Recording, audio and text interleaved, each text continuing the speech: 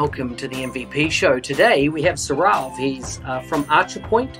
He's a 6-time MVP awardee. Very interesting journal focused on Business Central. And, just interesting how he became an MVP. He didn't even realize that the blogging he was doing really for archiving of information he was learning turned out to enable him to become an MVP. Anyhow, full show notes for this episode can be found at nz365guy.com/255. So let's get on with the show. Saurav, welcome to the MVP show. Thanks, Mark, for having me in the show. Good to have you on the show. I see you're a very prolific contributor in the community, helping out a lot of people around Dynamics 365 Business Central and in the past in NAV side of things. Tell me, what part of the world are you located in, and what do you do when you're not working? So I'm located in northern part of India, a small town called Dehradun, which is capital of a state called Uttarakhand. And just to place it geographically, it's kind of on the foothills of Himalayas, and the city is majorly known for it's kind of a tourist place, and the state itself is known for its religious place, existence in our history.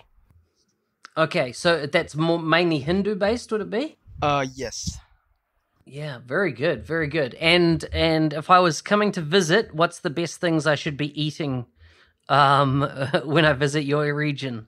The food here is kind of a mixed kind of blend that you'll get, because the city was ruled by different rulers. Like for a period of time, we were being ruled. This area was being ruled by Nepalese people from Nepal, and then British are ruled here. So you get all kind of foods that are origin from Nepal, China, and then some from India, specific to this region.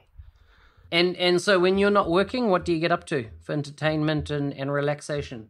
So for entertainment, I'm so much into movies and web series. And other than that, the only hobby that I have is kind of spend my time on my kitchen garden that we have next to our house. So yeah, I'm not more, I like to be in the home rather than going out. I preferred it from my childhood, I guess. Nice. And you have a family? Yes, as in luckily still a joint family. My parents, 2 sisters, 1 brother, and then I'm married, my wife, and we have a daughter, which is just 2 years old now. So yeah. Oh wow! And you like being a parent? Yeah, it's fun. As in, it's a responsibility, but at the same time, it's fun to see how a newborn sees the world and understand and learns from you. So you feel responsible that you need to pass on some good learnings to your kid. So yeah, it's fun and responsibility for sure. So Saurav, tell me about your journey into technology. How did you get started? Why did you choose Dynamics 365 NAV and now Business Central? What made that, out of all the kind of software technologies out there, was the one that you decided to pursue for your career?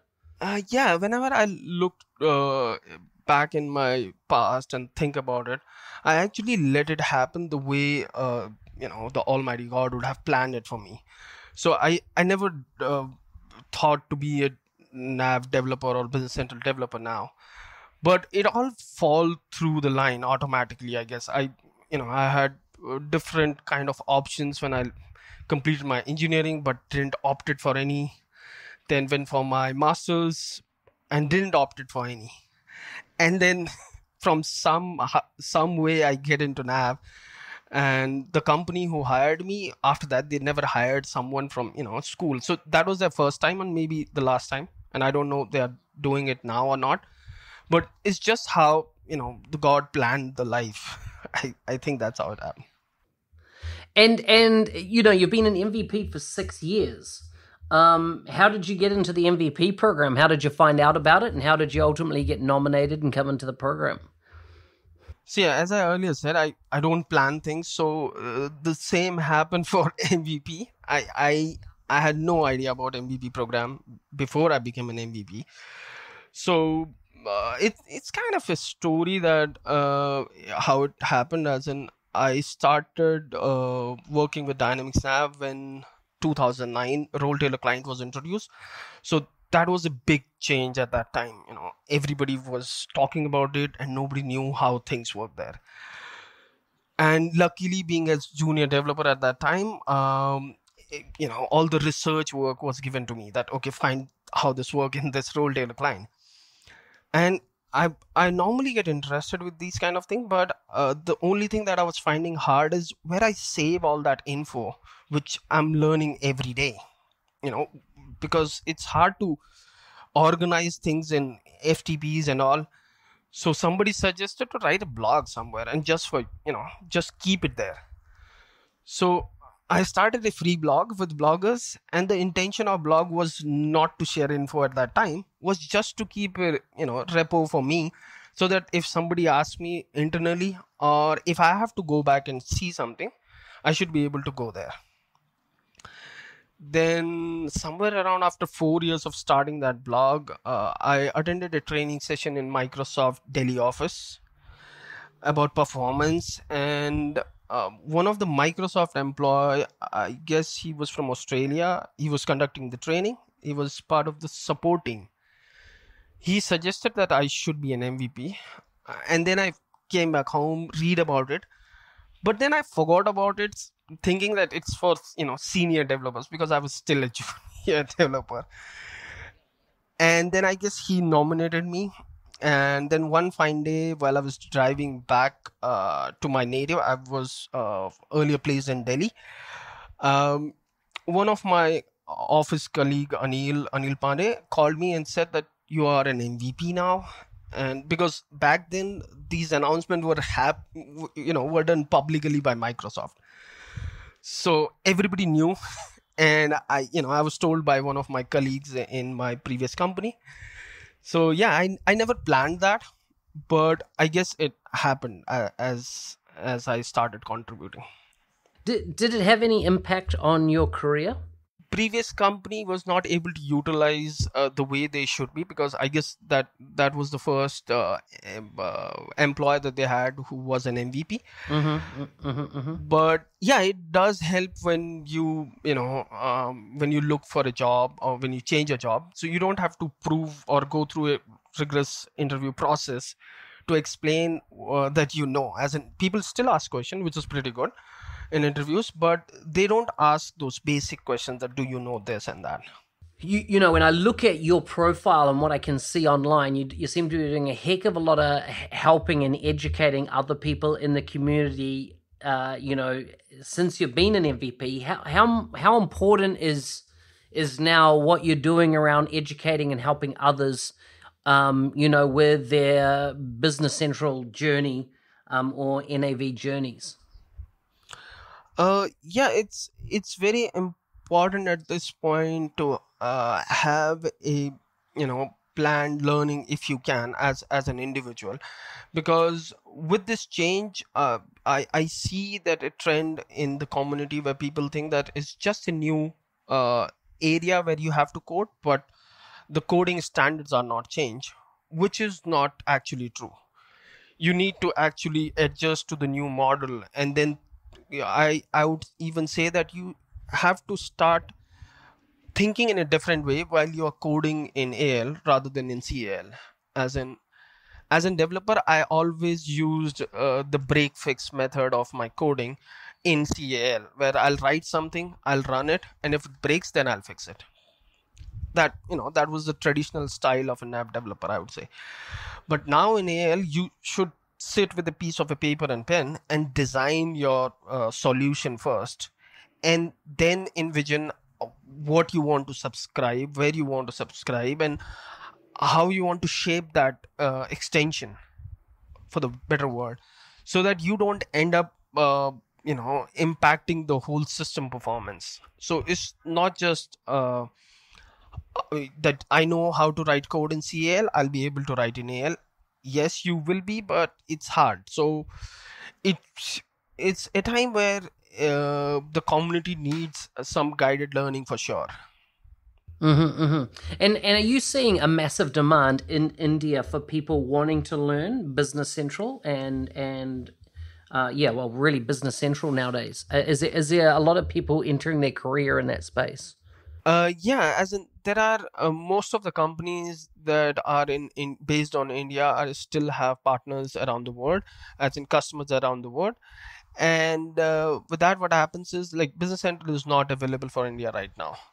So Oh, is that right? Okay, yeah, so all your work is remote to other countries. right. I guess the last release for India was 2016. Yeah, 2016 or 2017.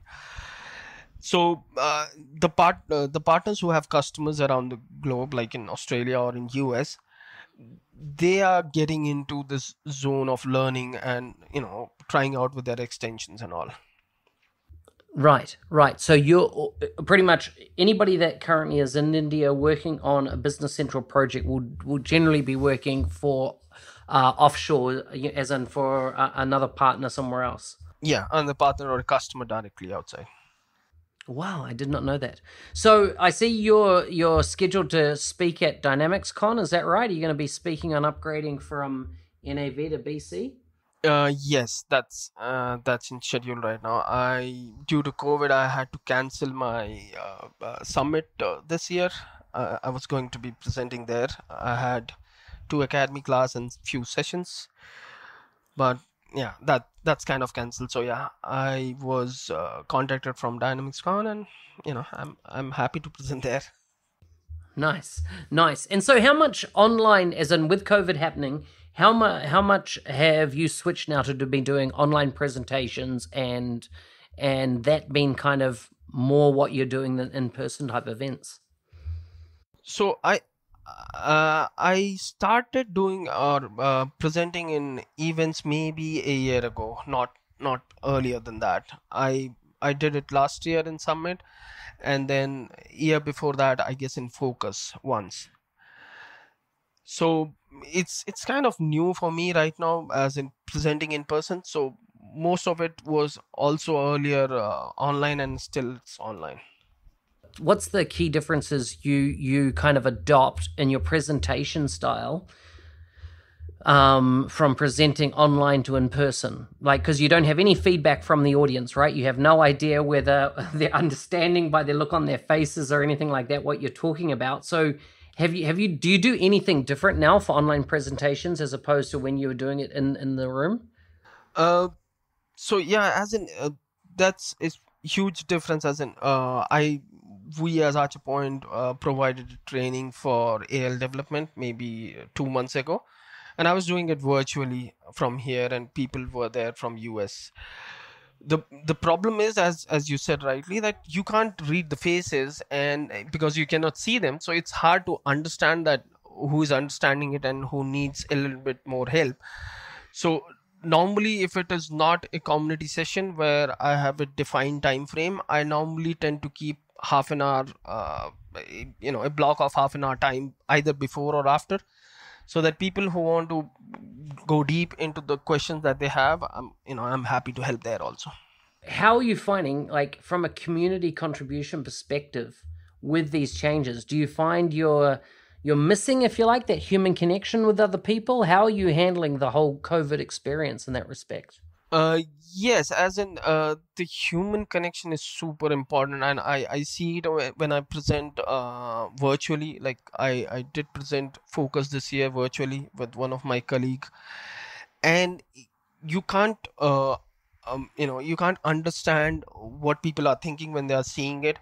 And on a person to person session, people come out to you after the session. They if they have doubts, they want get more clarity on something. So it you know it I think it's just a way around till the point we figure out the COVID problem, and then we should get back to normal. Tell me, where does Power Platform play in with Business Central? Are you finding that you're building Power Apps? Are you doing nothing in that space, or how are you kind of using things like Power Automate, Power Apps, and even virtual agents from a Business Central perspective? I have tried it just for my learning and knowledge, as in the Power Apps and Automate and Flow. But as an my major work is around upgrading our customers to the latest and greatest version that's available. And you don't see there are, I guess, we have seen one or two customers who were, a little bit technical, asking about how Power at Automate and Flow work with Business Central. So it's on the domain that I'm kind of focused on, which is upgrade. I don't see much of Power Automate, but I'm pretty sure that in rest of the Archer Point, there are people who are utilizing it with customers. And Archie Point is the company you work for, right? Yes. Yeah, just if the listeners weren't certain. So tell me, you've been an MVP, what, 6 or 7 years now. What's been the best part of being an MVP for you? The best thing that I would say is to get that information beforehand, as in it's available, where it's in the beta phase, where it's still in. So as an MVP, I get those info and I can try it out before it's available and provide feedback to Microsoft if I see an area that can be improved. And yeah, as in I never attended MVP Summit, but I this year I was able to, because it was virtual. So yeah, there is so much info and there are so many areas where the product is enhancing, as in it's hard to keep pace with the changes that are happening. So yeah, as an MVP, we get that info beforehand, so it's always easy to kind of apply that into the work that we are doing, as well as providing feedback to Microsoft if you think that there is an area of improvement. Yeah, good. Do you have many people ask you about how to become an MVP and interested in becoming one, and what advice do you give them? Yeah, this is a very common question, as I've been asked on LinkedIn, all other social medias and emails. And as I said earlier, I I I don't know the path that you can follow, but I can have maybe some suggestions around it. And this is what I think when I look back what I did. It's it's all about sharing your knowledge. And if you are someone who don't like to share, then I guess this is not for you.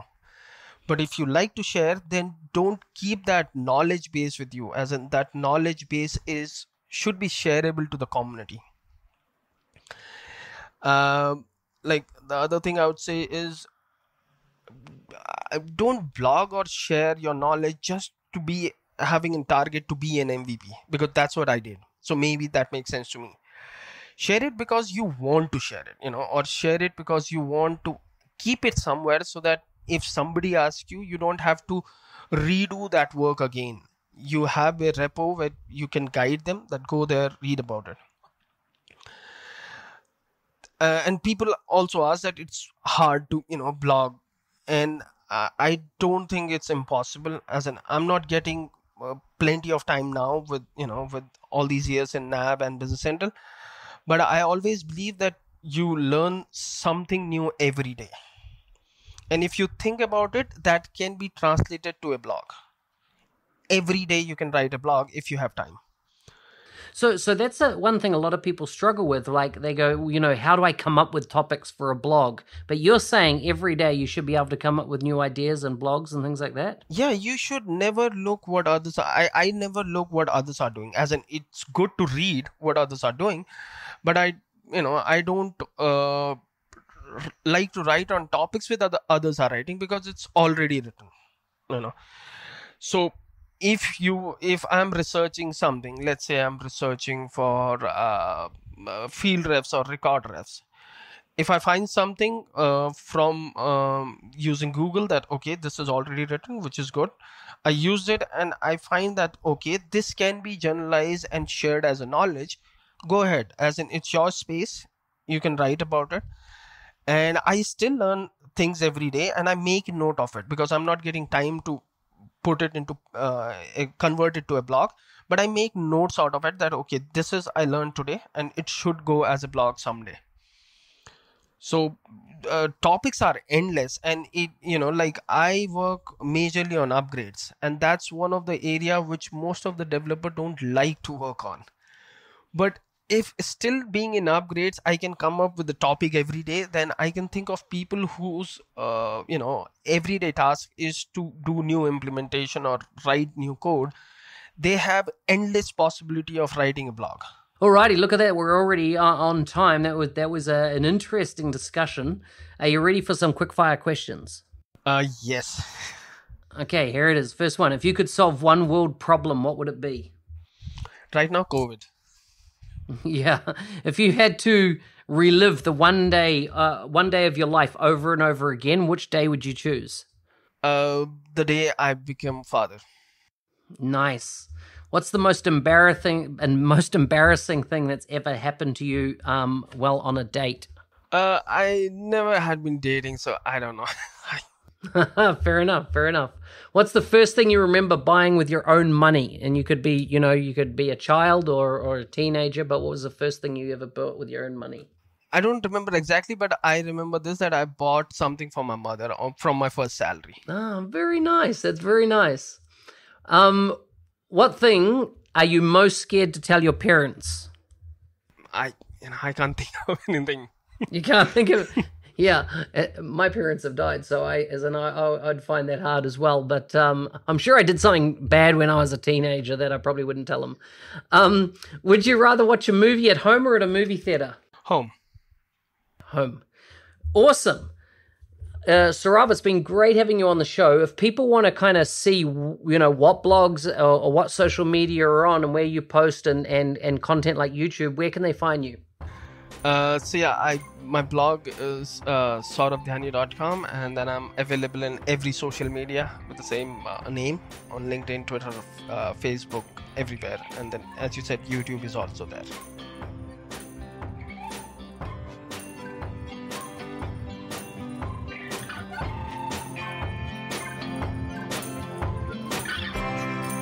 Hey, thanks for listening. Hopefully you enjoyed that show and learned something from Saurav and his journey on becoming an MVP, and maybe that's a plan for you one day. Remember, full show notes for this episode can be found at nz365guy.com/255. I'm your host, Business Applications MVP Mark Smith, otherwise known as NZ365 Guy, and I'll see you next week, same time, same place, for another episode of the MVP Show.